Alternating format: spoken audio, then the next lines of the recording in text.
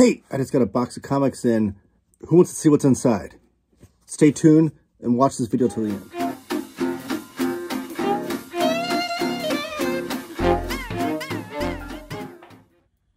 And we're back. So as I unbox this, let me tell you a little bit about what we're doing in October for the channel. Something that you're going to want to subscribe to the channel for. Please hit that subscribe button and the bell notification icon. Because in October, if you are into horror comics, this channel is for you. Every day in October, I will have at least one video every day showcasing a different horror comic title. So you're not going to want to miss out on that. I'll still be doing my weekly live show too, so don't fret if you're not into horror comics or anything like that. But please subscribe to the channel. Give the video a thumbs up too if you like this content. And the best way you can support the channel too is share it with your friends. If you have a friend out there who loves horror comics, let them know what we're doing over here. Or maybe just a friend that's into horror movies and you want to let them know some cool comics to get into. So this is my latest haul. I get these books out here. Ugh.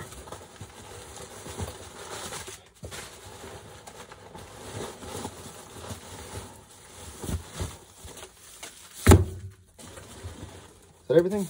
Okay. So I'm going to show these off one at a time. And some of these will be featured in October. So that's exciting, right? All right, up first, we have Daredevil Root of Evil Epic Collection. If you've been following the channel for a long time, you know that I am collecting all of Daredevil in omnibus or epic collection format. Really, it's been like I have the first 3 volumes in omnibus, the Silver Age, and then everything else in epic collection, including the Frank Miller era. Whenever they get to that, is how I'll be collecting the Frank Miller Daredevils. But this is Root of Evil, and this is I think the beginning of the Chichester era. But there's the spine. Let me get the lighting's all off here. Let me see. I can fix that. There we go. A little bit better. Here's the back cover. So you're going to see the famous 90s armored Daredevil era in here. Volume 19, this was a reprint and one that I was missing, so I had to pick it up. And this includes Daredevil 333 through 344 and Elektra Root of Evil 1 through 4.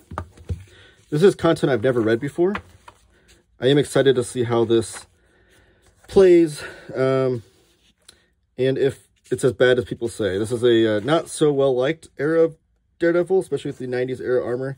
I did used to have I want to say it was a Pizza Hut issue of X-Men, I think, where Daredevil had that costume. Is that a thing? Does anybody remember that? Maybe I'm misremembering. But this is Tom Grindberg art on this first issue. So, try to not get that glare on there so bad.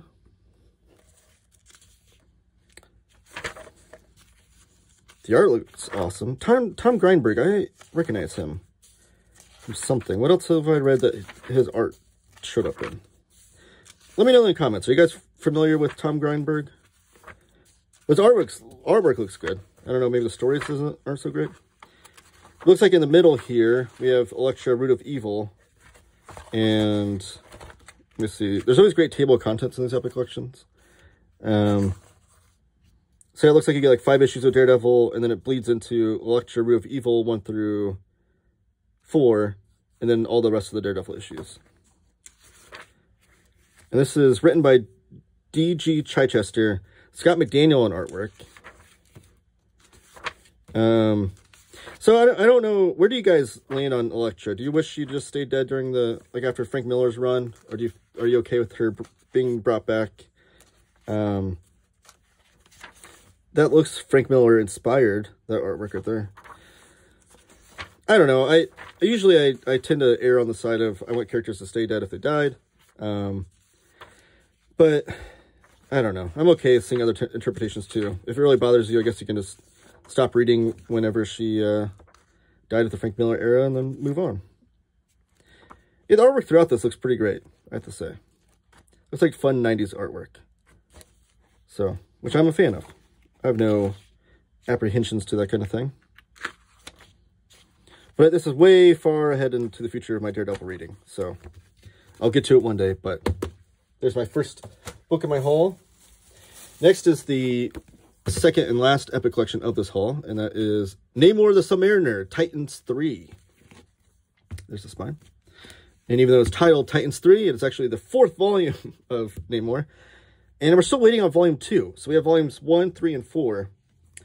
We're still waiting on volume 2. This collects Submariner 28 through 49, Daredevil 77, and material from Kazar number 1. And the Titans 3, which is what this is titled after, are the only comics I've read from this run, actually, so far. And that's where the beginning of the Defenders starts, where Namor teams up with the Hulk and who else is it in that first initial team up? I forget. Hold on.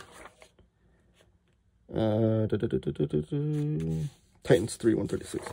I know Doctor Strange obviously is an early Defender, but I don't think it's been so long since I read it. Oh, here's the Hulk.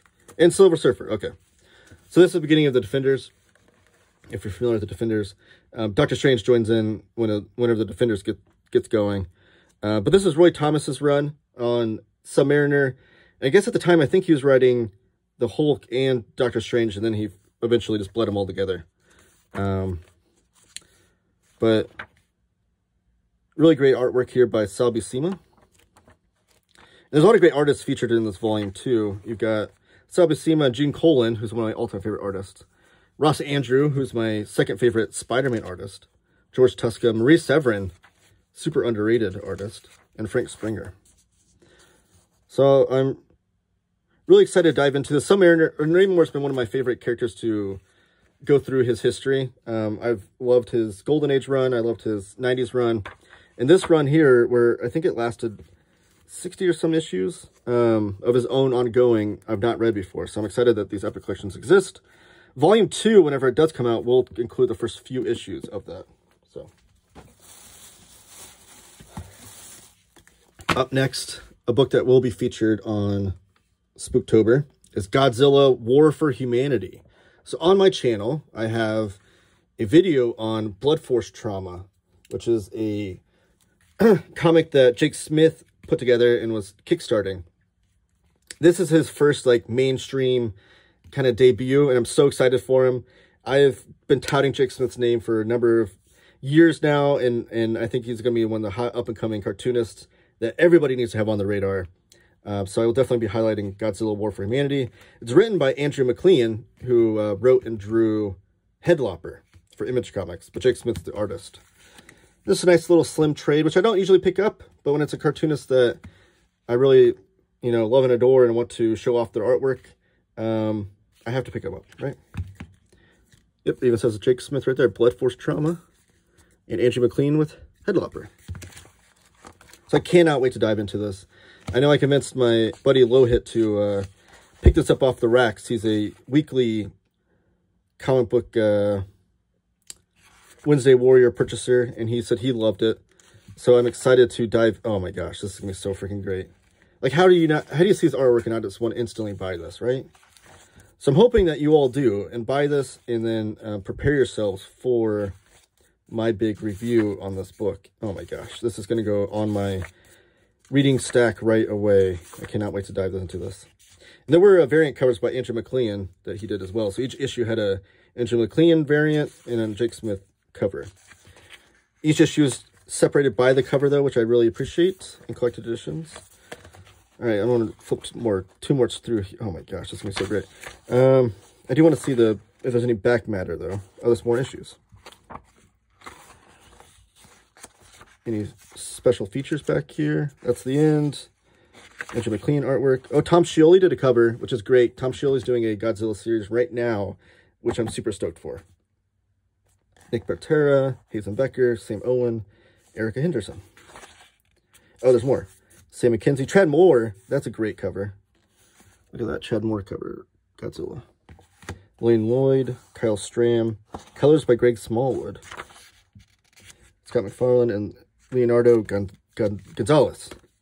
So there's Godzilla War for Humanity. Another book that'll be featured in Spooktober is Beneath the Trees Where Nobody Sees. This has been pitched as Richard Scarry's Busy World meets Dexter. So it's got the artwork of Richard Scarry's Busy World, but has definitely a adult murder mystery tone of Dexter. A bright, shiny, vile gem of a book. There's a blurb by Simon Spurrier. There's the spine. This is put up by IDW as well, along with the Godzilla book. Home is where the heart stops. Finally, murder and forensics are adorable. Patton Oswalt. So this is by Patrick Horvath. He is the writer and artist on this. And then you have Hassan Otsmane El Halawu. I can't pronounce his name, but he's the letterer. There's the opening cover. Oh, great book design here. So like all the indicia and stuff's like mixed in here with these newspaper articles. Oh man, this is gonna be great. I can't wait to dive into this. So this will be featured as well in Spooktober on my channel. So if you want to see more about this, you will. See if there's any back matter back here because I don't want to spoil much of anything. Okay, here's the back matter. Here's variant covers. All this artwork on the variant covers are by Riley Rosmo. I love the book design of these newspaper articles. It's really cool. And then here's character sketches. And then Patrick Horvath, cartoonist and filmmaker who lives with his family in Los Angeles. Beneath the Trees Where Nobody Sees is his first published series as a writer and artist, hopefully the first of many. I agree. Just the idea of this story and the cartooning and everything that goes on along with it, I could see the whole package. I could see Patrick Horvath has a great mind for comics. One of my most anticipated releases of the year. I cannot stress that enough. Jack Davis is my all-time favorite EC comic book artist. And this is collecting all of his horror comics for EC, including the famous Foul Play story. You got appreciation by Grant Geisman and introduction by Tommy Burns. Tommy Burns is the EC fan addict. He has his own YouTube channel. Go check that out and subscribe. Also has a Facebook group, the EC Fan Addicts Facebook group, which I'm a member of and I love and adore. Here's the spine. These are great collections. I'm going to have a review for this book, maybe the first one. In the first week of October, I'm going to be reviewing this book on my channel. And then also I'm going to have a video next month for Spooktober. Since EC Comics they did sci-fi, they did war comics, they did crime comics, but they're most well known probably for their horror comics. So in celebration of that for October, I'm going to do my every EC Artist Library collection so far video where I show off all 37 volumes that we've had of this collection, these hardcovers so far, which is a video I always love to do. I need to update it because there's been a bunch of volumes released since my last one. I do have a lot of EC comic book videos on my YouTube channel if you want to check those out. Just look in the playlist for the EC Comics. So the stories, so all illustrated by Jack Davis, but the story is written by Otto Binder, Ray Bradbury, Johnny Craig, Jack Davis, Al Feldstein, Jack Olick, and Carl Wessler. So these collections are amazing. They collect all of, they highlight one artist usually in each volume, and usually one genre. Like they'll typically stick it to like just horror or just crime or just war within a volume, but sometimes they do mix here and there. But they also include a lot of historical context and historical background to these things, which I love because I love to read comic book history in general. So any more of that I can get, I love. Here's one of the panels that was changed. You can see, so it's really cool that they included that little bit of history. I'm sure there's a lot of more anecdotes I'll learn from. Here's a Jack Davis ad that he did with the New Direction mags. Jack Davis is just an amazing, amazing cartoonist. It starts off with a boxing story. That's great. So just great, great stuff. I cannot wait to dive into this. I'm going to be putting this on top of my list. And I think this is the thickest volume of all of them, the most page count of all these editions. I think Tommy said on his video of this. Does it clock in at 300? Does it hit 300? Oh, close to 300 pages. If you count these 2 pages, we hit 300 pages for this volume.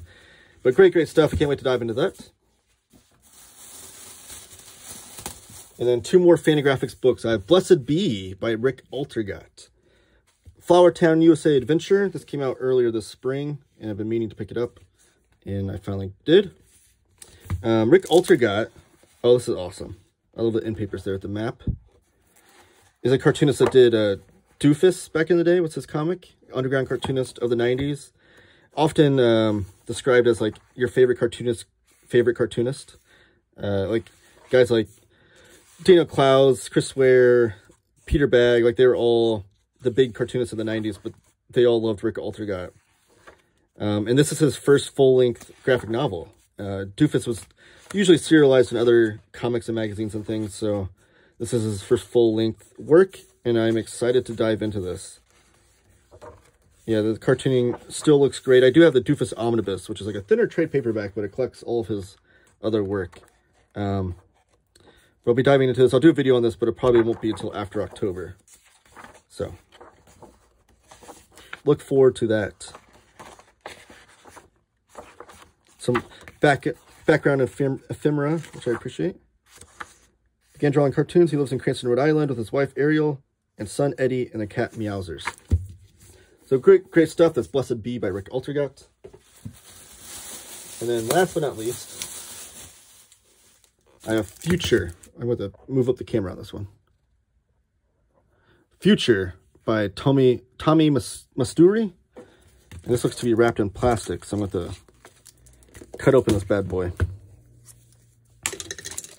So Tommi Musturi is a cartoonist that I've always loved his work, and he has a wide variety of styles that he works with and media that he works with. Just one of those really crazy kind of cartoonists that experiments a lot with art and what comics can be. But this is Future. This is his latest release. I think this was released in single issues first. Sorry.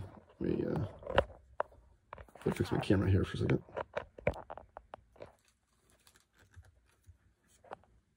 All right. So, first in single issues, I think, but great spine to it, too, that's going to stand out on the shelf. Future. And then great back cover.